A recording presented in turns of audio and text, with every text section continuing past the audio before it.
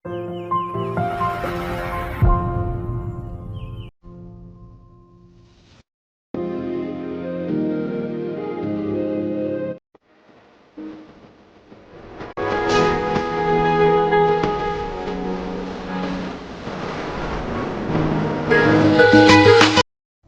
Guys, welcome to my channel. আমি মারিয়া। তোমরা সবাই কেমন আছো আমার কিউট ওশন স্টাররা? আশা করি ভালো আছো। যাই হোক, আজকের এই ওয়ান শটটা আমার এক ওশন স্টারকে ডেডিকেট করে বানানো হয়েছে। সে আমার কাছে রিকোয়েস্ট করেছিল যে তার বার্থডেতে যাতে আমি একটা ওয়ান শট ক্রিয়েট করি, আর এটা আমি তার জন্যই করছি। সো আমার cute ocean star, many many happy returns of the day. আর হ্যাঁ, এ মাসে যাদের জন্মদিন ছিল বা সামনে আছে তাদেরকেও জানিয়ে রাখছি জন্মদিনের অনেক অনেক শুভেচ্ছা। সো আর বেশি কথা না বাড়িয়ে গল্পটি শুরু করা যাক।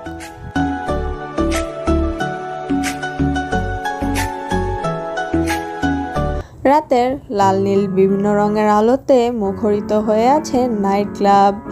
নাইট ক্লাবের পরিবেশ জমজমাট, ভেতরে পার্টি হচ্ছে। অনেকেই কাউন্টারে বসে ড্রিঙ্কস করছে, আবার অনেকেই ডান্স ফ্লোরে নাচানাচি করছে। কিন্তু ক্লাবের একটা কর্নারে সোফায় মুখ গম্ভীর করে একটি মেয়ে বসে আছে আর কন্টিনিউয়াসলি ড্রিঙ্ক করে যাচ্ছে। তার চোখে মুখে রাগ যেন ঝলসে পড়ছে। সবাই তার দিকেই তাকিয়ে আছে। সে একটার পর একটা ড্রিঙ্কস নিতেই আছে, কন্টিনিউয়াসলি সে ড্রিঙ্কস করে যাচ্ছে। তার রাগী চোখ দেখে কেউ ভয়ে তাকে অ্যাপ্রোচ করার সাহস পাচ্ছে না। তার চেয়ে বড় কথা, যারা একটু আগে তাকে অ্যাপ্রোচ করতে এসেছিল তারা তার হাতে মার খেয়ে এখন মাটিতে লুটোপুটি খাচ্ছে। আর তা দেখে বাকিরা তার দিকেই ভয়ে তাকিয়ে আছে, কিন্তু তার কাছে যাওয়ার সাহস পাচ্ছে না। তারা নিজেদের মতোই নিজেরা টাইম স্পেন্ড করছে। মেয়েটা এখনো কন্টিনিউয়াসলি ড্রিঙ্ক করে যাচ্ছে। অনেকেই তার দিকে তাকাচ্ছে, তার সৌন্দর্যে অভিভূত হচ্ছে, কিন্তু কেউ সাহস পাচ্ছে না তার কাছে যাওয়ার। গোলাপে যেমন কাঁটা আছে, তার সৌন্দর্যেও যেন বিষ মিশিয়ে রয়েছে। তার এই ভয়ঙ্কর সৌন্দর্যে যেন অভিশাপ আছে, তাই কেউ ভয়ে তার কাছে যেতে পারছে না। যারা এই ক্লাবের পুরনো সদস্য তারা অলরেডি তার পরিচয় জানে আর বাকিদেরকেও সতর্ক করে দিয়েছে। এ আর কেউ না, কিম তায়ং আন্ডারওয়ার্ল্ডের মাফিয়া কুইন। সবাই এক নামে চেনে, কিন্তু খুব সহজে তার দেখা পাওয়া যায় না। যারা তাকে চেনে তারা তাকে অনেক ভয় পায়। সে মানুষ খুন করতেও দুবার চিন্তা করে না। আর আজকে সে এখানে সেইভাবে ড্রিঙ্কস করার কারণ হচ্ছে তার বিদেশ থেকে আনা অ্যাডভান্স হাতিয়ারগুলো পুলিশের হাতে ধরা পড়ে গেছে। তার লোকেরা এখন পুলিশ কাস্টাডিতে আছে। এজন্যই সে রাগে এখন এখানে এসে এভাবে ড্রিঙ্কস করছে। সে পুরো বিষয়টাই বুঝতে পারছে না যে তার এই গোপন সূত্রের খবর পুলিশ জানলো কিভাবে। তার যে হাতিয়ার আজকেই দেশে সাপ্লাই হবে সেটা পুলিশের কানে কথাটা কে তুললো, এসব নিয়ে সে প্রচুর টেন্স হয়ে আছে। আর সেজন্য সে একের পর এক ড্রিঙ্কস করেই যাচ্ছে। সে ড্রিঙ্কস করছে, কিন্তু তার দৃষ্টি শান্ত। সে অলরেডি মাতাল হয়ে গেছে, কিন্তু তার মাইন্ড এখনও ক্লিয়ার কাজ করছে। সে এতটাও নেশায় ভূত হয়ে যায়নি যে তার আশেপাশে কি হচ্ছে সে বুঝতে পারছে না। সে প্রচুর চালাক আর বিচক্ষণ। তখনই তার ফোনে একটা ফোন আসে। সে হাত বাড়িয়ে ফোনটা নিয়ে ফোন রিসিভ করে। হ্যালো, তে কোথায় তুই? জাহান্নামে। আরে বাস, জানতাম না তো জাহান্নামে এরকম উচ্চস্বরে মিউজিক বাজে। ফাইজলামি বাদ দিয়ে কেন ফোন করেছিস সেটা বল। তোর এই অস্ত্রের ইনফরমেশন পুলিশকে কে দিয়েছে আমরা জানতে পেরেছি। তুই কি আসবি ওর সাথে মিট করার জন্য? No need, kill him. Are you sure? তুই কি জানিস কে? হ্যাঁ, আমি কিছুক্ষণ আগে জানতে পেরেছি। আর সেটা আর কেউ না, বেকিয়ন। ওকে তুই মেরে ফেল। আর আমি যদি আসি তাহলে ওকে আমি নরক যন্ত্রণা ভোগ করাবো। তাই আমি চাইছি তুই ওকে মেরে ফেল, আমার সামনে যাতে ও না পড়ে। ওকে, অ্যাজ ইউ উইশ। তুই কি মেনশনে ফিরবি? দেখি, যদি আমার মনে চায় তাহলে আসবো, তা না হলে না। হোয়াট এভার, সাবধানে থাকিস। তে মাথা তুলে সামনের দিকে তাকায়। সে কি করবে বুঝতে পারছে না। তার লোকেরা এখনো পুলিশ কাস্টাডিতে আছে। সে ভালো করে জানে যে কেউ তে না বললে মুখ খুলবে না, কিন্তু সে চায় না এই বিষয়টা বেশি ঘাটাতে। তাই তে আবারও আরেক জায়গায় ফোন করে। আরে বাস, মাফিয়া কুইন দেখিয়ে আজকে আমাকে ফোন করলো। তাই অধমকে ফোন করার কারণ কি জানতে পারি? যে হোক, নাটক করো না। তুমি ভালো করেই জানো আমি তোমাকে ফোনটা কেন করেছি, আর সেজন্য তুমি মোটা অঙ্কের টাকাও পাও। আমার কাজ তুমি এমনি এমনি করো না। তা অবশ্য ঠিক, আমি টাকা পাই দেখেই তো এই কাজগুলো করি। যেমন টাকাগুলো পাও তেমন কাজ করা উচিত নয় কি? যাই হোক, তোমার সাথে এইসব বিষয় নিয়ে আমি ফালতু পেঁচাল পারতে ফোন করিনি। আমি ফোন করেছি আমার লোকগুলোকে ওখান থেকে বের করার জন্য। কিন্তু কুইন, সেটা তো এখন আর সম্ভব না। ওদের নামে মামলা দায়ের হয়ে গেছে। ওদেরকে কালকে কোর্টে পেশ করা হবে। What are you kidding with me? তুমি এই কথাটা আমাকে একবার জানালে না? তোমাকে আমি টাকা কি এমনি এমনি দিই? না কুইন, আপনি আমাকে টাকাটা এমনি এমনি দেন না। আপনি আমাকে টাকাটা কাজের জন্য দেন, আর আমি আপনার কাজগুলো ঠিকঠাকভাবে করেও দিই। আর আজকের এই কাজটা হয়নি তার কারণ আমি থানায় ছিলাম না। আর এই সম্পূর্ণ জিনিসটা করেছে নতুন আসা সেই এসপিটা, আর যে কারণে আমার হাতে কিছুই ছিল না। আমি এসেই সবটা জানতে পারি, কিন্তু ততক্ষণে ওদেরকে কোর্টে চালান করার ব্যবস্থা হয়ে গেছে। এখন আমি কিছুই করতে পারবো না। ভালো, কিন্তু তুমি কিছু করতে পারবে না এটা কে বললো? তুমি অনেক কিছুই করতে পারবে। মানে? মানেটা হলো আমি কয়েকজনকে পাঠিয়ে দিচ্ছি, আমার লোকেদের বের করে ওদেরকে চালান করে দাও। That's great idea queen. একে বলে মাফিয়া কুইনের ব্রেন। কি সুন্দর, নিজের লোকদেরকেও ছাড়িয়ে দিচ্ছে, আবার নিজের শত্রুদের লোকদেরও ফাঁসিয়ে দিচ্ছে। এমনি এমনি তার এই আন্ডারওয়ার্ল্ডের কুইন হইনি আমি। যদি এতটুকু বুদ্ধি আমার না থাকে তাহলে আমি কিসের মাফিয়া কুইন? অবশ্যই অবশ্যই। যাই হোক, আপনার কাজ হয়ে যাবে। আপনি ওই কয়েকজনকে পাঠিয়ে দিন আপনার লোক দিয়ে। আমি আপনার লোকেদেরকে ছেড়ে ওগুলোকে ভিতরে ঢুকিয়ে দিচ্ছি। গুড, কাজ হওয়ার পরে তোমার অ্যাকাউন্টে টাকা ট্রান্সফার হয়ে যাবে। ধন্যবাদ কুইন। আপনারা যদি সবসময় এভাবে আমাদের উপরে একটু সদয় হন, তাহলে আমাদের এই গরিবের জীবন ধন্য হয়ে যাবে। হোয়াটএভার। তে ফোনটা রেখে দেয় আর আবারও ড্রিঙ্কস করতে শুরু করে। এবার তে এতটা পরিমাণ ড্রিঙ্কস করে ফেলেছে যে তের বোধ বুদ্ধি সব লোপ পেয়ে গেছে। তে সামনে কিছুই দেখতে পাচ্ছে না, সব ঝাপসা দেখছে। তারপরও নিজের মাথা ঝাঁকিয়ে এবার উঠে দাঁড়ায়, তার এখান থেকে যেতে হবে। উফ, অতিরিক্ত খেয়ে ফেলেছি। আমার এতটা খাওয়া উচিত হয়নি। কালকে আবার দেখবে হ্যাংওভারের জন্য মাথা তুলে দাঁড়াতেই পারছি না। তে টলতে টলতে বার কাউন্টারের দিকে যায়, কারণ তে বুঝতে পেরে গেছে সে অতিরিক্ত ড্রিঙ্কস করে ফেলেছে। এ অবস্থায় সে কিছুতেই মেনশনে ফিরতে পারবে না, আর সেজন্য সে বার কাউন্টারে যায় তার বরাদ্দকৃত রুমের চাবি নিতে। এই নাইট ক্লাবে তার একটা বরাদ্দকৃত রুম আছে, সেটা শুধু সেই ব্যবহার করে। তাই সে বার কাউন্টারে যায়। বার কাউন্টার ছেলেটি তেকে দেখে চাবিটি দিয়ে দেয়। তে চাবিটি নিয়ে আস্তে আস্তে উপরের দিকে হাঁটা ধরে। সিঁড়ি দিয়ে তে উপরের দিকে যাচ্ছে, হঠাৎ করে তের পা পিছলে যায়। তে যেই না পড়ে যেতে নেবে তখন কেউ একজন তেকে ধরে ফেলে। Oh shit, miss, are you okay? তে শূন্যে ঝুলছে, কিন্তু তে সেটা ভালোই বুঝতে পারছে। তে চোখ পিটপিট করে সামনের দিকে তাকায়। সামনে সুদর্শন পুরুষটির দিকে তাকিয়ে তে ঠোঁটের কোণে একটা বাঁকা হাসি ফুটে ওঠে। সেই হাসি দেখে পুরুষটি হাঁ করে তের দিকে তাকিয়ে আছে। তে বিষয়টা লক্ষ্য করে এবার পুরুষটির কানের কাছে মুখ নিয়ে ফিসফিস করে বলে, I know I'm beautiful. Don't look at me like this. Otherwise, I will eat you.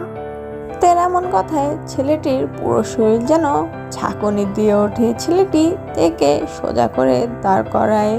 পরবর্তীতে বুঝতে পারে তে প্রচুর পরিমাণে ড্রাঙ্ক। তে কিছুই বুঝতে পারছে না যে ও কোন দিকে যাচ্ছে, কি করছে, সেটা ছেলেটি বুঝতে পেরে বলে, মিস, আপনি ড্রাঙ্ক। আপনি যদি কিছু মনে না করেন তাহলে আমি কি আপনাকে আপনার রুমে পৌঁছে দিয়ে আসতে পারি? দেখুন, আপনি আমাকে বিশ্বাস করতে পারেন। আমি জিয়ন জাংকুক। আপনি হয়তো আমার নাম শুনেছেন। Whatever is your name, I don't care. I have to go. তে টলতে টলতে আবারও উপর দিকে উঠতে শুরু করে।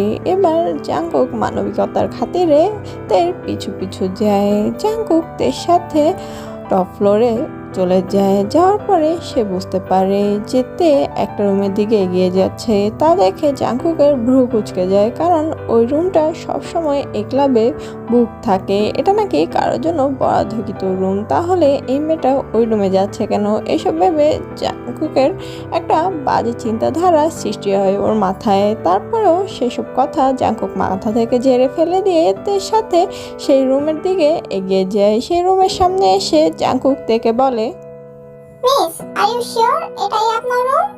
ও কাম অন, আমার রুম আমি চিনব না? পাগল পেয়েছো আমাকে? বিশ্বাস যদি না হয় এই নাও রুমের কার্ড।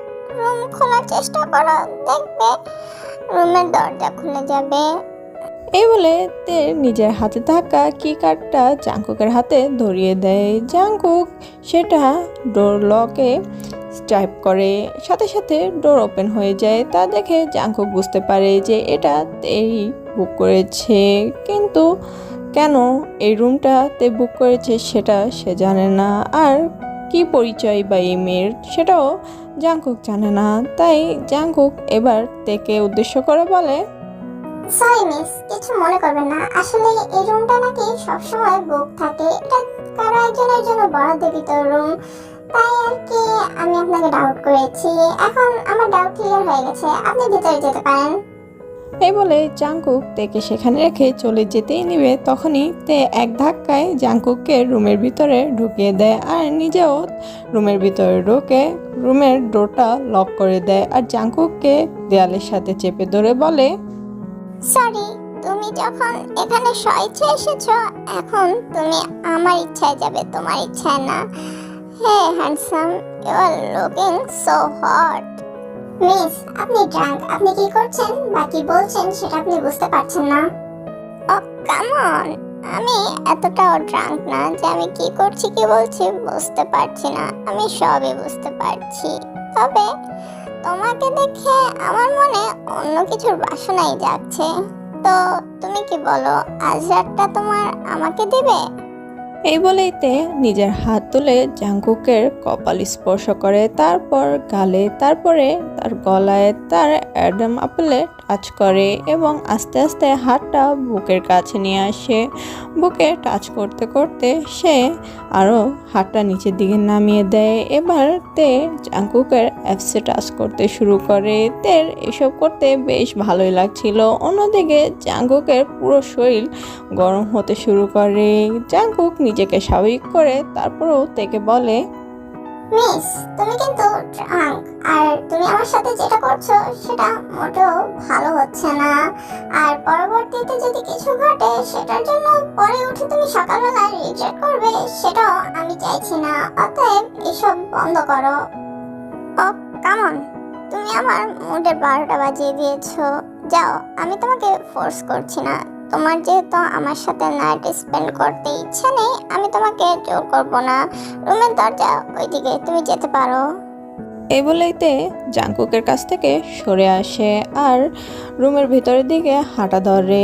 জাংকুক এখনো দরজার পাশের দেয়ালের সাথে ঠায় দাঁড়িয়ে আছে। তার পুরো শরীর আগুনের মতো গরম হয়ে গেছে। সে আর কোনো কিছুই ভাবতে পারলো না। সে দ্রুতই তের পিছু পিছু যায় আর তেকে ঘুরিয়ে বিছানায় ধাক্কা মেরে ফেলে দেয়। তে বিছানার উপরে ধপাস করে পড়ে যায়। জাংকুক তের দিকে ঝুঁকে গিয়ে বলে, মেয়ে, তুমি নিজের বিপদ নিজেই ডেকে এনেছো। আমাকে এর জন্য দোষারোপ করতে পারবে না, আর এই সব কিছুর জন্য পরবর্তীতে রিগ্রেটও করতে পারবে না। এইতে কোনো কিছুর জন্য কখনোই আফসোস করে না। তার প্রত্যেকটা ডিসিশন সে খুব ভেবেচিন্তেই নেয়। তের কথায় জাংকুকের ঠোঁটের কোণে একটা পাকা হাসি খেলে যায়। জাংকুকের চোখ চকচক করে ওঠে। জাংকুক সাথে সাথে নিজের ঠোঁট জোড়া তের ঠোঁটের সাথে মিশিয়ে দেয় আর পাগলের মতো কিস করতে শুরু করে। তেও জাংকুকের কিসে রেসপন্স করছে। ওরা একে অপরকে কিস করছে। তে আস্তে আস্তে জাংকুকের শার্টের বোতাম খুলতে শুরু করে।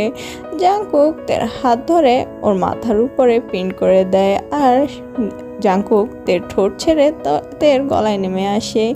গলায় কিস করতে করতে তের বুকের দিকে নামতে শুরু করে। তে উত্তেজনায় ছটফট করতে শুরু করে। এক পর্যায়ে জাংকুক তের পরনে থাকা টি শার্টটা খুলে ফেলে।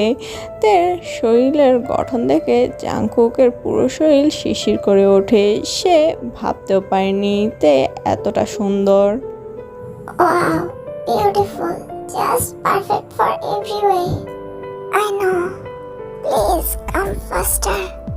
তের এমন নেশা নেশা কণ্ঠে আর ওর ভারী নিঃশ্বাসে বুকের উপর ওঠা নামায় জাংকুকের যেন মাথা নষ্ট হয়ে যায়। জাংকুক তাড়াতাড়ি করে তের কাছে চলে আসে। তের উপরে ঝুঁকে তের গলায় ঘাড়ে কিস করতে শুরু করে। পাগলের মতো কিস করছে, উন্মাদের মতো তের শরীরে হাত বোলাচ্ছে। আস্তে আস্তে জাংকুক ওর গলা থেকে বুকে নেমে আসে আর তের বুকে সাক করতে শুরু করে। জাংকুক এক পাশে সাক করছে আর অন্য পাশে তার হাত দিয়ে প্রেস করছে। তে একটু আর্তনাদ করে ওঠে। জাংকুক চোখ তুলে তের দিকে তাকায়। তের পুরো মুখ লাল হয়ে গেছে। Daddy, do it fast. I can't control. Please, I'm going to die. তের মুখে ড্যাডি ডাক শুনে জাংকুক যেন এবার পুরোই পাগল হয়ে গেছে। তে তো এতক্ষণে জাংকুকের পরনের শার্টটা খুলে ফেলেছিল। এবার জাংকুক নিজের প্যান্টের বেল্ট খুলতে খুলতে তের দিকে লোভার্ত দৃষ্টিতে তাকিয়ে থাকে। তে নিজের শরীরটা বারবার বিছানার সাথে ঘষছে। তা দেখে জাংকুক আর 1 মিনিটও দেরি করে না। নিজের জামা কাপড় খুলে তের উপরে চলে আসে আর তের দুপায়ের মাঝখানে নিজেকে ফিট করে। Baby girl, is it your first time? তের কানে জাংকুকের কথা আসে কিন্তু তে কোনো উত্তর করে না। তে তো নিজের দুনিয়াতে হারিয়ে রয়েছে। নিজের শরীরের এরকম অসহ্য যন্ত্রণা সে অনুভব করছে। সে শুধু জাংকুককে চায়, আর কিছুই তার কানে পৌঁছচ্ছে না। জাংকুক আর কিছু না ভেবে তের ভিতরে প্রবেশ করে। তে একটু আর্তনাদ করে ওঠে। জাংকুক ভ্রুকুচকে তের দিকে তাকায় কিন্তু পরবর্তীতে সে তের দিকে পাত্তা না দিয়ে সে তের সাথে ইন্টিমেট হতে শুরু করে।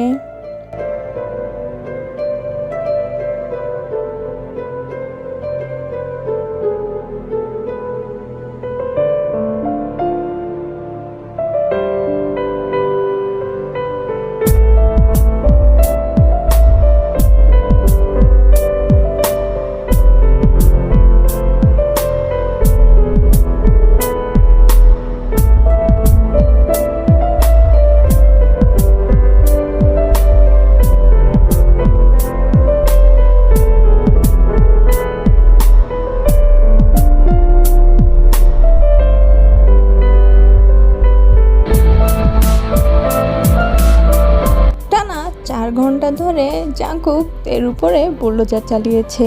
এবার নিজে শান্ত হয়ে তের পাশে শুয়ে পড়ে। তে ততক্ষণে বেহুশ। জাংকুক তেকে নিজের বুকের সাথে চেপে ধরে বলে, Baby girl, you are really amazing. এই বলে জাংকুক তের কপালে চুমু খায়। তে ঘুমিয়ে আছে তা দেখে জাংকুক একটু মৃদু হাসে আর নিজের ফোনটা টেবিল থেকে নেয়, যেটা কিনা বেডসাইড টেবিলেই রাখা ছিল। ফোনটা নিয়ে কাউকে মেসেজ করে।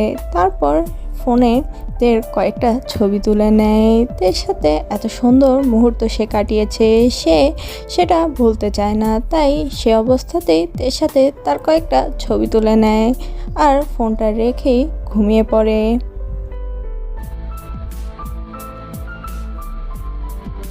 তে পিটপিট করে চোখ খুলে সে কোথায় আছে সেটা বোঝার চেষ্টা করে। পরবর্তীতে হ্যাংওভারের কারণে মাথা ব্যথায় তে চোখ খুলতে পারছে না। তারপরও সে জোর করে চোখ খুলে আশপাশটা দেখে সে বুঝতে পারে সে নাইট ক্লাবের সেই বরাদ্দকৃত রুমটাতে আছে, যেটা তার নামে বুক করা থাকে। তে উঠে বসে, নিজের শরীরে অসম্ভব পেন অনুভব করে, কিন্তু সেটা কেন তে বুঝতে পারছে না। সে মনে করে যে এটা বোধ হয় অতিরিক্ত ড্রিঙ্কের কারণে হয়েছে, হয়তো তার বডি হ্যান্ডেল করতে পারছে না। তারপরও তে এসব কিছু না ভেবে যেই না তার পাশে দেখে তখনই তের চোখ বড় বড় হয়ে যায়। What the hell, who is he? তে লক্ষ্য করে তার পাশে একটি সুদর্শন পুরুষ শুয়ে আছে, শরীরে কাপড় নেই, ব্ল্যাঙ্কেটটা কোমর পর্যন্ত জড়ানো। তার সুদর্শন চেহারা দেখে তে যেন এক মুহূর্তের জন্য চোখের পলক ফেলতে ভুলে যায়। তারপরে পরিস্থিতি বুঝে নিজের দিকে লক্ষ্য করে, সেও কোনো কাপড় চোপড় পরে নেই। তা দেখে তে এবার রাতে কি হয়েছে সেটা মনে করার চেষ্টা করে। পরবর্তীতে তে সবটা মনে পড়ে যায়। সে এবার নিজেকে বলে, তে তে তে তুই এটা কি ব্লান্ডার করলি? এখন তুই কি করবি? এই ছেলেটাকে তো তুই ঠিকমতো চিনিসও না। ও শিট, আমি এটা কি করে ফেললাম? ওর সাথে আমি ইন্টিমেট হয়ে গেছি, তাও এই সব হয়েছে এতটা ড্রিঙ্কস করার কারণে। এখন আমি কি করি? না, এখানে থাকা যাবে না। দেখে তো অনেক হ্যান্ডসাম মনে হচ্ছে, কিন্তু সরি, আমি তোমার সাথে থাকতে পারবো না, আর তোমাকে আমার সাথে নিতে পারবো না। অতএব তোমাকে আমি কম্পেনসেট করতে পারি।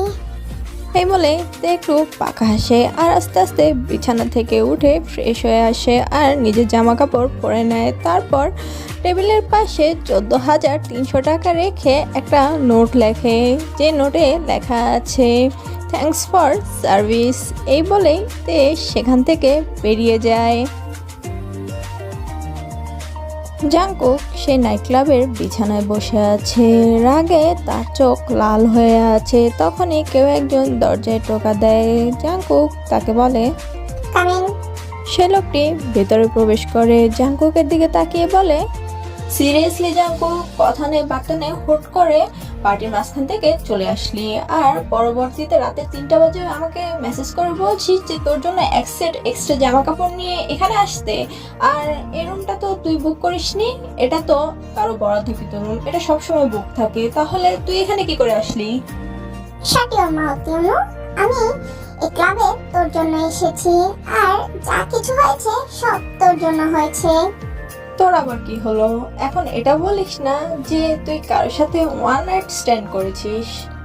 জাংকুক রাগী দৃষ্টিতে ইউনোর দিকে তাকায়। ইউনো ততক্ষণে বুঝে গেছে যে সে যেটা বলেছে সেটাই সত্যি হয়েছে। তা দেখে ইউনো এক্সাইটেড হয়ে বলে, ও ব্রো, এভাবে অ্যাংরি লুক দিচ্ছিস কেন?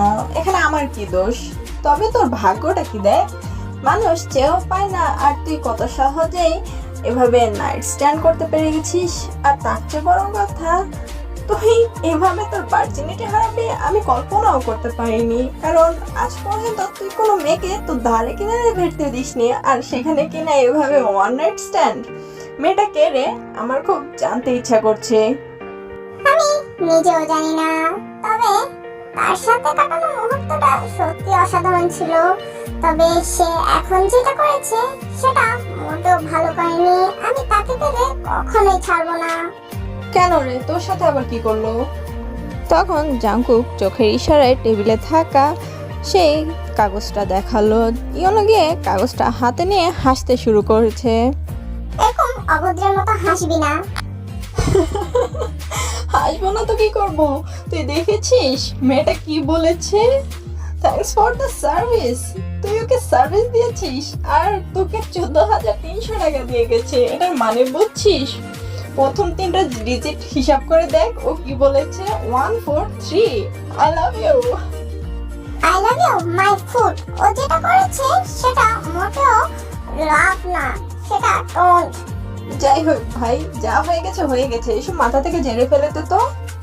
I can't. ওকে আমার খুঁজে বের করতেই হবে। ও পাতালে থাকলেও আমি ওকে আমার পাশে চাই। জাঙ্কুক, তুই মজা করছিস? এখন ওকে তুই কোথায় পাবি? মেয়েটাকে নাকি তুই চিনিস না, জানিস না, এখন ওকে কোথায় খুঁজবি? I don't know, but I want her. She is only mine. Jungkook, তুই কি পাগল হয়ে গেছিস? জাস্ট ওয়ান নাইট স্ট্যান্ডে তো তুই মেয়েটার জন্য এত পাগল হচ্ছিস কেন? এরকম কত মেয়ে আসবে আর যাবে, তুই একটা মেয়ের জন্য এরকম করবি? ওকে আমার জানার প্রয়োজন নেই, বাট ও শুধু আমার, because I took her virginity and give my everything, that's why she is only belongs to me. What? তার মানে তুই যে মেয়েটার সাথে নাইট স্ট্যান্ড করেছিস সে ভার্জিন ছিল? আর তুই এটা শিওর কিভাবে?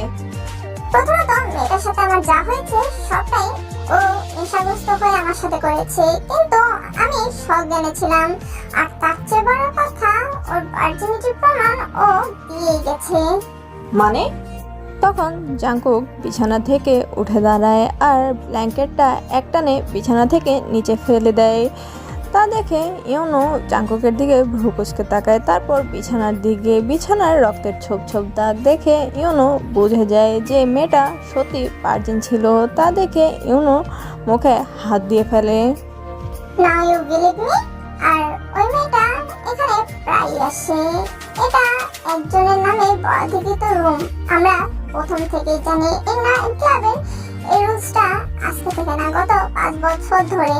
আর এই রুমটা একজনই বুক করে। সেখানে এই মেয়েটা কি করছিল? এই মেয়ের ব্যাকগ্রাউন্ড কোনো সাধারণ না।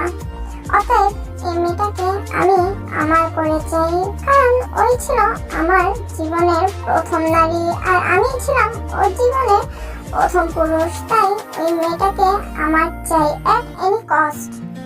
ঠিক আছে জাংকুক, আমি চেষ্টা করব ওই মেয়েটাকে খোঁজার, কিন্তু আমি শিওর না এই নাইট ক্লাব থেকে কোনো ইনফরমেশন পাবো কিনা। কারণ এই রুমটা যার, তার আইডেন্টিটি নাকি অনেক গভীর, যেটা আমরা কেউ ধারণা করতে পারবো না। তাই সবাই এই জিনিসটাকে এড়িয়ে চলে আর কেউ এটার ইনফরমেশন দিতে রাজিও হবে না। তারপর আমি চেষ্টা করে দেখছি। ব্রেকফাস্ট। তারপর ইউনো সেখান থেকে চলে যায় আর জাংকুকও ফ্রেশ হয়ে তার নতুন জামা কাপড় পরে নেয়। কিছুক্ষণ পর জাংকুকও সেখান থেকে বেরিয়ে যায়। এবার চলো এদের পরিচয়ও দিয়ে দেওয়া যাক। জিয়ন জাংকুক একজন নামকরা বিজনেসম্যান, তার পাশাপাশি সে একটা কলেজের প্রফেসরও। সে সপ্তাহে 2 দিন কলেজে স্টুডেন্টদেরকে ক্লাস করায় আর বাকি দিনগুলোতে সে কোম্পানিতে ব্যস্ত থাকে। সে আজ পর্যন্ত কোনো রিলেশনশিপে জড়ায়নি। তার বাবা মা তাকে বিয়ের জন্য প্রেশার দেয়, কিন্তু সে রাজি হচ্ছে না। তার এক কথা যে তার টাইপের মেয়ে এখনো পর্যন্ত তার চোখে ধরা পড়েনি। যেদিন পড়বে সেদিন সে অবশ্যই বিয়ে করে নেবে, কিন্তু এখন সে এইসব বিষয় নিয়ে চিন্তা করতে চায় না। তার বাবা মা এক প্রকার বিরক্ত হয়ে তার বিয়ের বিষয়ে কথা বলাই বন্ধ করে দিয়েছে। আর যে তার সাথে এতক্ষণ মজা নিচ্ছিল সে হচ্ছে জাংকুকের বেস্ট ফ্রেন্ড ইউনো প্লাস তার অ্যাসিস্ট্যান্ট। ওরা ছোট থেকে একসাথে বড় হয়েছে। জাংকুক ইউনোকে অন্ধের মতো বিশ্বাস করে আর ইউনো জাংকুককে অনেক ভালোবাসে, কারণ জাংকুক হচ্ছে তার মাথার ছায়া। জাংকুকের কিছু হলে ইউনো মরে যাবে। ইউনো অনাথ, জাংকুক তাকে নিজের ভাই মানে। আর ইউনো জাংকুকের বাবা মার অ্যাডপ্টেড সন, মানে জাংকুকের কারণেই জাংকুকের বাবা মা আর এমার্জিন ইউনোকে অ্যাডপ্ট করেছে। চোখের পলকে 1 মাস পার হয়ে গেছে। এই 1 মাসে জাংকুক খোঁজার অনেক চেষ্টা করেছে সে মেয়ের সম্পর্কে, কিন্তু কোনো খোঁজই পায়নি। এক পর্যায়ে হতাশ হয়ে সে খোঁজা বন্ধ করে দিয়েছে। তবে সে মনে করে যদি তার ভাগ্যে সে মেয়ে থাকে তাহলে অবশ্যই সে মেয়ের সাথে আবার তার দেখা হবে।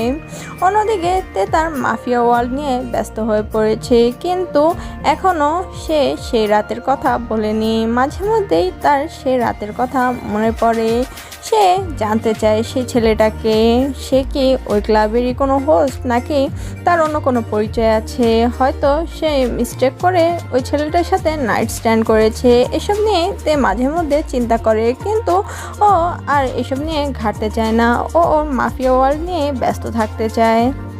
আজকে তে একটা জায়গায় এসেছিল, কিন্তু তার সাথে কোনো বডিগার্ড নিয়ে আসেনি। তার শত্রুপক্ষরা কিভাবে যেন জানতে পেরে গেছে সে একা বেরিয়েছে, তাই তার উপর অ্যাটাক করে দেয়। এক পর্যায়ে অনেক গুলি ছোড়াছুড়ি হয়। তে কোনো রকমে পালিয়ে একটা ভার্সিটিতে ঢুকে পড়ে, কারণ সেখানে অতিরিক্ত স্টুডেন্ট আর স্টুডেন্টের ভিড়ে তে নিজেকে লুকিয়ে রাখতে পারবে। তাই তে কোনো কিছু চিন্তা না করে ক্যাম্পাস দিয়ে ভার্সিটির ভিতরে প্রবেশ করে আর একটা ক্লাসরুমে গিয়ে বসে পড়ে। Thank god. আমি যদি জানতাম যে এরকম কিছু হবে তাহলে আমি অবশ্যই কাউকে না কাউকে আমার সাথে নিয়ে আসতাম। ধুর, ভাল লাগে না। এখন আমাকে এখানে কতক্ষণ বসে থাকতে হবে কে জানে।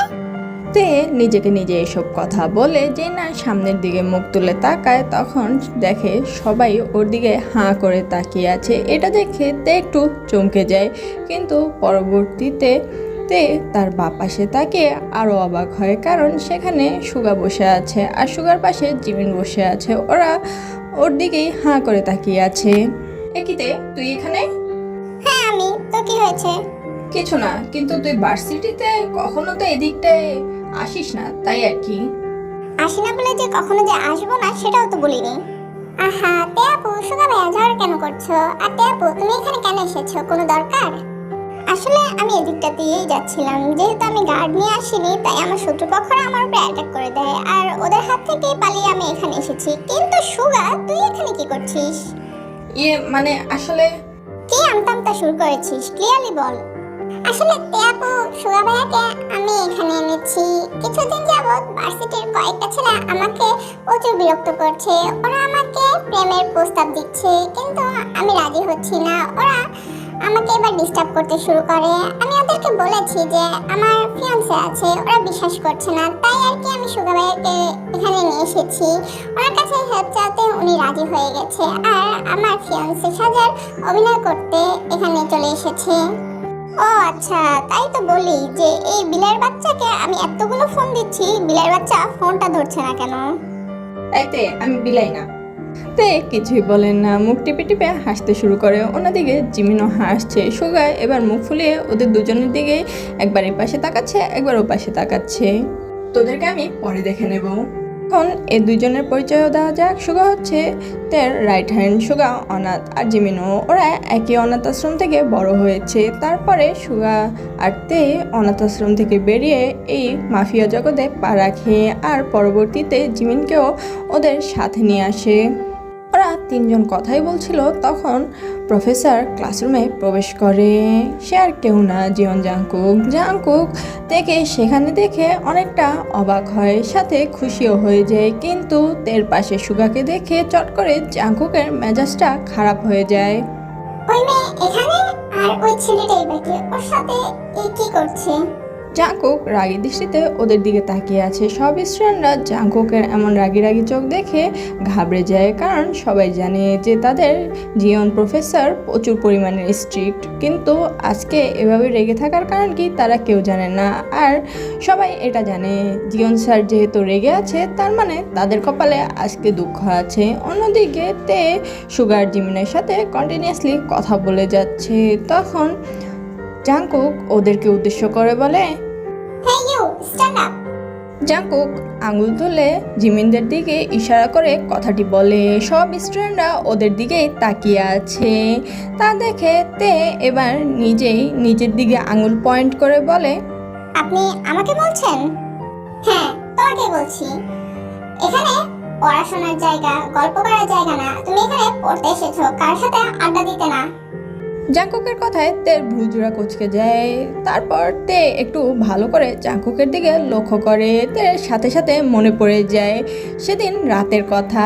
এটা সেই ছেলেই। তা দেখে তে বুঝতে পারে সে ভুল বুঝেছে। ও কোনো নাইট ক্লাবের হোস্ট না, বরঞ্চ এই কলেজের প্রফেসর। তা দেখে তে একটু বাঁকা হাসে। এই বাঁকা হাসিটাই জাংকুকের রাগটা আরও তরতর করে বাড়িয়ে দিতে সক্ষম। কিন্তু জাংকুক নিজেকে শান্ত করে আবারও বলে, যদি পড়াশোনায় মন না বসে, আমার ক্লাস করতে না চাও, তাহলে এখান থেকে বেরিয়ে যেতে পারো। তে কিছুই বলে না, ঘাড় কাত করে জাংকুকের সব কথা শুনে।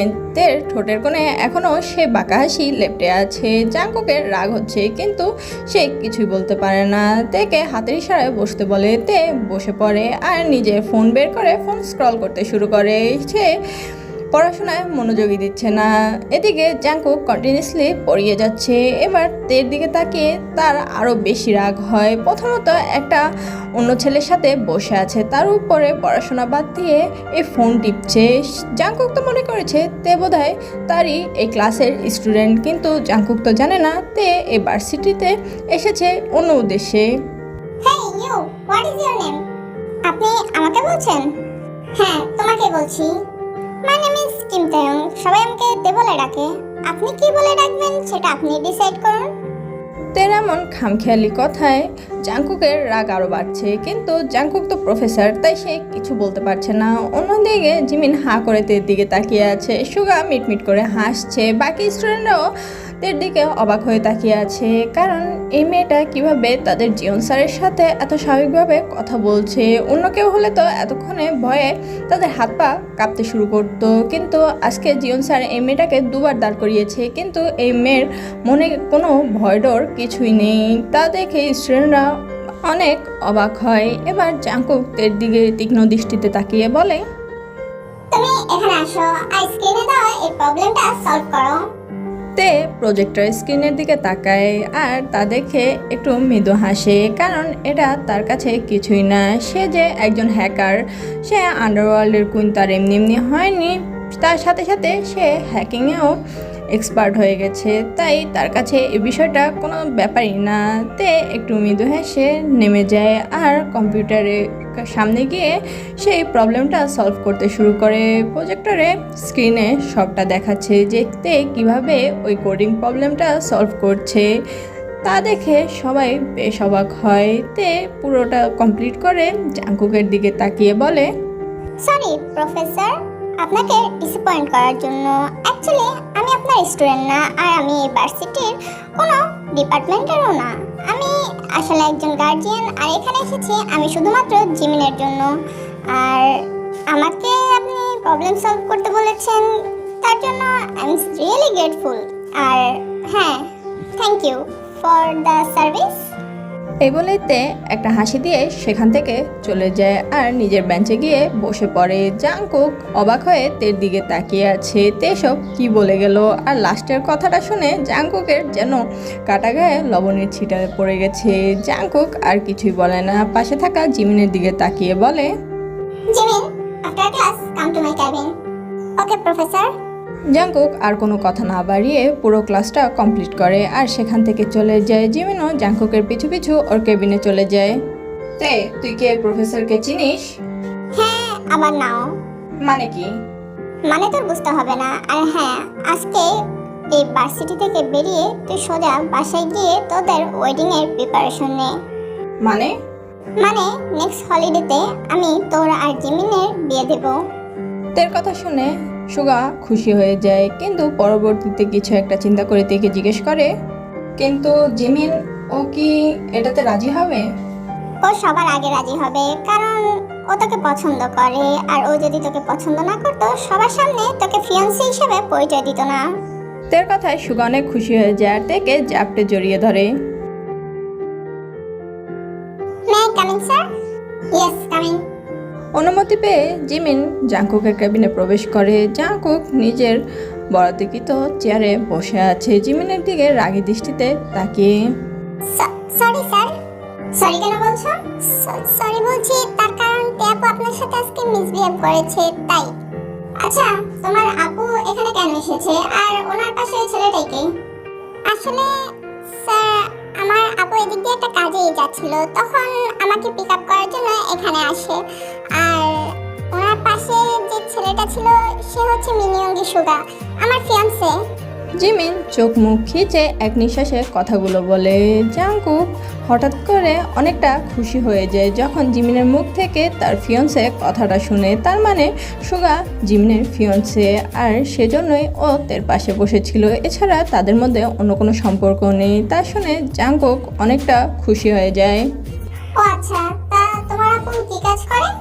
জাংকুকের এমন প্রশ্নে জিমিন হকচকিয়ে যায়, কারণ জিমিন এমন কোনো কোশ্চেনের আশাই করেনি। হঠাৎ করে জাংকুক এই প্রশ্ন করাতে জিমিন কি উত্তর দিবে বুঝতে পারছে না। তা দেখে জাংকুক বুঝতে পারে যে তের পরিচয় কোনো সাধারণ পরিচয় না, আর সেটা জিমিন চাইলেও বলতে পারছে না। তাই জাংকুক কথা এড়ানোর জন্য বলে, যাই হোক, সেটা আমার জন্য কোনো কাজ নেই। তোমার বোনকে নেক্সট টাইম আসলে এভাবে ক্লাসরুমে থাকতে বারণ করে দিও, ঠিক আছে? Okay sir.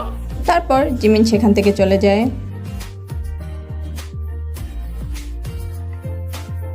জাংকুকের আজকে কোনো ক্লাস নেই, তাই সে কোম্পানিতে সময় দিচ্ছে। তখন ইউনো হন্তদন্ত হয়ে কেবিনে প্রবেশ করে। Sorry sir. তোকে কতবার বলেছি আমাকে স্যার বলে সম্বোধন করবি না, আর আমার কেবিনে ঢোকার জন্য তোকে সরি বলতে হবে কেন? আমি বুঝতে পেরেছি তুই কোনো ইমার্জেন্সিতে এসেছিস, তাই জন্য এভাবে ঢুকেছিস পারমিশন ছাড়া। তুই আমার কেবিনে পারমিশন ছাড়া ঢুকতে পারিস, তার জন্য সরি বলতে হবে না। তারপরেও আমরা অফিসে আছি, অতএব আমাদের বস আর এমপ্লয়ির সম্পর্কটা সেভাবে মেনটেন করাটা উচিত নয়। তোর ক্ষেত্রে তার কোনো প্রয়োজন নেই। আচ্ছা আচ্ছা ঠিক আছে, কিন্তু আমি যেটা বলতে এসেছিলাম, তুই যে মেয়েটার কথা বলছিস সে মেয়েটার পরিচয় আমি জানতে পারিনি, তবে এটা জানতে পেরেছি সেই রুমটা কার জন্য বুক করা থাকে। এটা আন্ডারওয়ার্ল্ডের সাথে জড়িত জাংকুক। মানে? আমি আমার সোর্স লাগিয়ে যতটুকু জানতে পেরেছি, ওইটা আন্ডারওয়ার্ল্ডের মাফিয়া কুইন বিয়ের রাইট হ্যান্ড ম্যান সুগা, মানে মিনিয়ঙ্গি সুগা, সে সবসময় বুক করে রাখে। গত 5 বছর ধরে সেই এই রুমটা বুক করছে। ওই মেয়ের সুগার সাথে কি সম্পর্ক হতে পারে? এটা শুনে জাংকুকের ভ্রু কুঁচকে যায়, কারণ জাংকুক এই নামটা আগেও শুনেছে। জাংকুক নিজের ব্রেনে একটু প্রেশার দেয়, তারপরে জিমিনের বলা সব কথা তার মনে পড়ে যায়। তাহলে কি তে মাফিয়া কুইন? জাংকুকের 2 4 করতে বেশি কষ্ট হয়নি। জাংকুক সবটা বুঝতে পেরে গেছে। এটা ভেবে জাংকুক একটা বাঁকা হাসি দেয়। তখনই জাংকুকের ফোনটা বেজে ওঠে। মা আবার এখন কেন ফোন করছে? আমি কি করে জানবো, আমি জানি না। এই বলে ইউনো একটা বোকা বোকা হাসি দেয়। তা দেখে জাংকুক বুঝতে পারে যে ইউনো কিছু একটা ঘটিয়েছে। জাংকুক সাথে সাথে ফোনটা রিসিভ করে। জাংকুক বাবা, মেয়েটা কে রে? মা, তুমি আবার কোন মেয়ের কথা বলছো? তুমি কি আমাকে ফোন দিয়েছো এসব বলার জন্য? হ্যাঁ, আমার ছেলে কি করছে না করছে সেটা কি আমার জানতে হবে না? মেয়েটাকে এখন সেটা বল। তুমি কোন মেয়ের কথা বলছো? যে মেয়েকে তুই খুঁজছিস? আমি আবার কোন মেয়েকে খুঁজছি? আর তোমাকে এই ফালতু কথা কে বলেছে? কে আবার? ইউনাই তো বললো তুই নাকি কোন মেয়েকে খুঁজছিস, আর সেজন্য ওকে নাকি প্রচুর প্রেশারে রেখেছিস। ও ঠিক মতো খেতে পারছে না, ঘুমাতে পারছে না, এই জন্য। জিনের কথা শুনে জাংকুক এবার তীক্ষ্ণ দৃষ্টিতে ইউনোর দিকে তাকায়। ইউনো ঘাড় চুলকাতে চুলকাতে একটু বোকা বোকা হাসি দেয়। জাংকুক নিজের আঙুল উঠিয়ে ইউনোকে শাসায়, কিন্তু ফোনে জিন কথা বলছে দেখে জাংকুক আর মুখে কিছু বলে না। জিনকে বলে, মা, সে তোমার ছেলের বউ হবে, কিন্তু তাকে আগে খুঁজে বের করতে হবে আমার। যাই হোক, পরে কথা বলছি, এখন আমি ব্যস্ত আছি, রাখি, বাই। এই বলে জাংকুক ফোনটা কেটে দেয়। অন্যদিকে জিন অনেকটা খুশি হয়ে যায়। জাংকুক ইউনোর দিকে তাকিয়ে বলে, ফাজিল ছেলে, তোর পেটে কি ভাত হজম হয় না? কে বলেছে ভাত হজম হয় না? ভাত হজম হয়, কথা হজম হয় না। তোর কি দরকার ছিল মাকে এখন এসব কথা বলার? মাকে আমি এখন কি উত্তর দিব? সেটা আমি কি করে বলবো? তুই তো বলে দিয়ে খালাস, কিন্তু ওই মেয়ের পরিচয় যদি মা জানতে পারে, মা আমাকে খুন করবে। তার চেয়ে বড় কথা, ওই মেয়েকে মা নিজের বৌমা হিসেবে মানবে কিনা সেটা আমি নিজেও জানি না। কি বলছিস কি জাংকুক? ওই মেয়েটা কে, আর ওর পরিচয় তুই বা কিভাবে জানলি? ওর পরিচয় কিছুটা আমি আমার স্টুডেন্টের কাছ থেকে জানতে পেরেছি। ও আমার স্টুডেন্টের বড় বোন। আর তার চেয়ে বড় কথা, তুই যে মিনিয়ঙ্গি সুগার কথা বলছিস, সে আমার স্টুডেন্টের ফিয়ান্সে। সে যদি আন্ডারওয়ার্ল্ডের মাফিয়া কুইনের রাইট হ্যান্ড হয়ে থাকে, তাহলে ওই মেয়ে নিশ্চয়ই মাফিয়া কুইন। তাহলে এখন বল, ওই মেয়েকে কি আমার মা সহজে মেনে নেবে? ও মাই গড জাংকুক, তুই তো পুরাই ফেসে গেছিস। আর কোনো মেয়ে পেলি না, শেষে কিনা মাফিয়া কুইন। যেমনই হোক আমারই। যাই হোক, মাকে আমি কোনো না কোনো ভাবে ম্যানেজ করে নেব।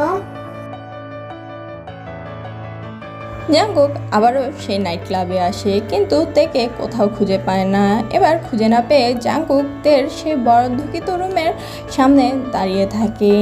কিছুক্ষণ পর তে কোথা থেকে যেন আসে, তের গায়ে রক্ত লেগে আছে। তা দেখে জাঙ্কুক অবাক হয়, কিন্তু কিছুই বলে না, কারণ সে যে মাফিয়া কুইন সেটা জাঙ্কুক জানতে পেরে গেছে, আর তার গায়ে রক্ত থাকাটা স্বাভাবিক। তে জাঙ্কুকের দিকে তাকিয়ে কিছু না বলে নিজের কি কার্ডটা পাঞ্চ করে আর দরজা ওপেন হয়ে যায়। তে ভিতরে প্রবেশ করে, তের পিছু পিছু জাঙ্কুকও আসে। তে জাঙ্কুককে বাধা দেয় না, কারণ সে জানে যে এই ছেলে তার পিছু এত সহজে ছাড়বে না। কি চাই তোমাকে? আমি কারো প্রপার্টি না, আর কোনো জিনিসও না যে আমাকে চাই। Yes, I know, I want your heart and also you because you are mine. তে কিছুই বলতেই যাবে, কিন্তু তার আগে জাঙ্কুকের শীতল চাহনিতে তে যেন শিউরে ওঠে। তে মাফিয়া কুইন হয়েও কেন জানি জাঙ্কুকের এই চাহনিতে সে অনেক ভীত অনুভব করে, কিন্তু তারপরও সাহস জুগিয়ে বলে, আমি যদি ভুল না করি আমার পরিচয় সম্পর্কে এতটুকু আন্দাজ হয়তো তোমার হয়ে গেছে। হ্যাঁ তো, তা একজন আন্ডারওয়ার্ল্ডের মাফিয়াকে তুমি তোমার জীবনসঙ্গী হিসাবে চাইছো?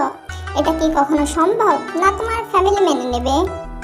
সেটা আমি দেখে নেব, তোমার এসব নিয়ে ভাবতে হবে না। এটা হয় না জিয়ন।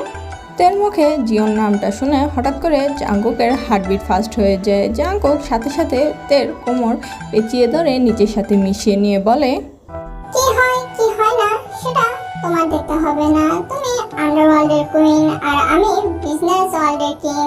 দুজনে যদি একসাথে থাকি তাহলে এই কোরিয়াতে আমরা রাজ করব। অতএব তোমার এখানে না করার কোনো চান্সই নেই। তুমি কি শুধু এই কোরিয়াতে রাজ করার জন্য আমাকে চাইছো? না বেবি গার্ল, আমি তোমাকে আমার জীবনে সত্যি সত্যি চাই, because I started to love you. এই কথা শুনে তে একটু মৃদু হাসে।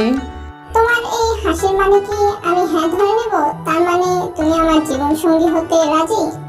তে মাথা নাড়ায় আর বলে, ঠিক আছে, আমি তোমার জীবন সঙ্গী হব, কিন্তু তার আগে সামনের হলিডেতে জিমিনার সুগার বিয়ে, সেই বিয়েতে আমি তোমার সপরিবারে উপস্থিত দেখতে চাই। আর তাদের সাথে আমার তোমার পরিচয় করিয়ে দিতে হবে, আর আমার সত্যিকারের পরিচয়ও তাদেরকে জানাতে হবে। যদি তারা সেটা মেনে নেয় তাহলে আমি তোমার প্রস্তাবে রাজি। ওকে, ডান। এই বলেই জাঙ্কুক তের ঠোঁটজোড়া আঁকড়ে ধরে আর তেকে কিস করতে শুরু করে। তেও জাঙ্কুকে কিস ব্যাক করে। কিছুক্ষণ পর জাঙ্কুক তেকে ছেড়ে বলে, তাহলে নেক্সট হলিডেতে দেখা হচ্ছে। তে মাথা নাড়ায়। জাঙ্কুক তের গালে আলতো করে চুমু খায় আর তের ফোনটা নিয়ে নিজের কন্ট্যাক্ট নাম্বার সেভ করে আর সেখান থেকে চলে যায়। তে মৃদু হেসে ফ্রেশ হয়ে সেই ক্লাবের বরাদ্দকৃত রুমে ঘুমিয়ে পড়ে।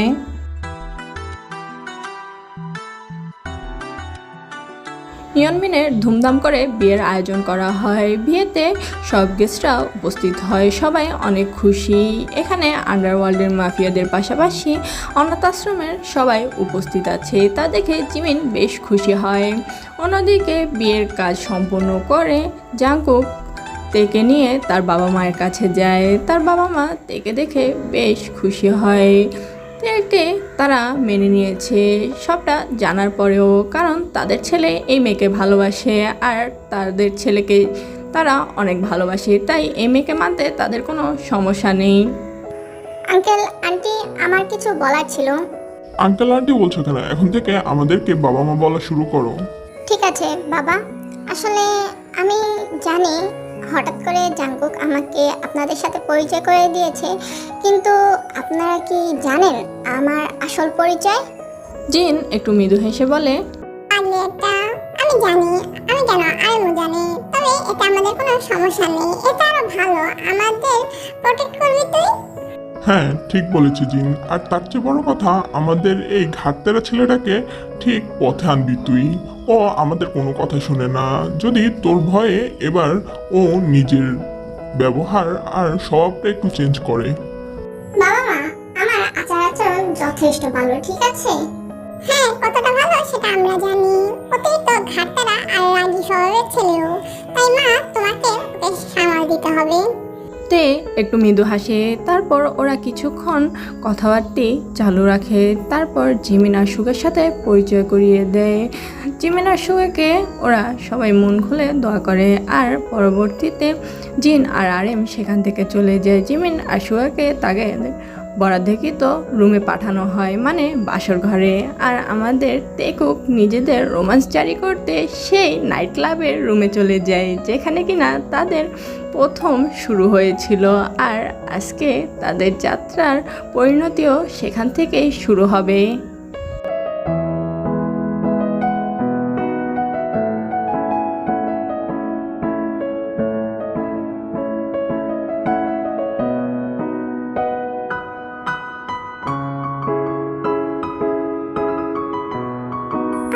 জাঙ্কুক, আসতে লাগছে আমার।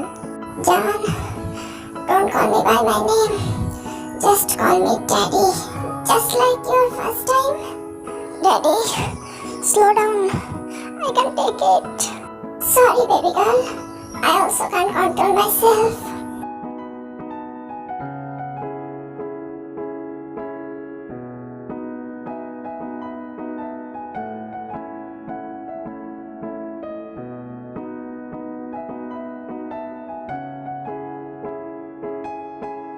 সো মাই কিউট ওশান স্টাররা, এই গল্পটা এখানেই শেষ। আর হ্যাঁ, তোমরা কয়েকজন আমাকে অলরেডি রিকোয়েস্ট করেছো যাতে আমি মায়াজালের সিজন 2 বের করি। যদি তোমরা চাও যে আমি মায়াজালের সিজন 2 বের করি, তাহলে আমি কমিউনিটিতে তোমার ভোটিং সাইট ওপেন করব। যদি দেখি তোমাদের অধিকাংশ ভোট মায়াজালে এসেছে, তাহলে অবশ্যই আমি মায়াজালের সিজন 2 আনবো। আর তা না হলে আই এম সরি। আর হ্যাঁ, আমাকে বেশি বেশি করে সাপোর্ট করো। আর my cute ocean star, many many happy returns of the day. Happy birthday. Bye bye, tata. আইনি।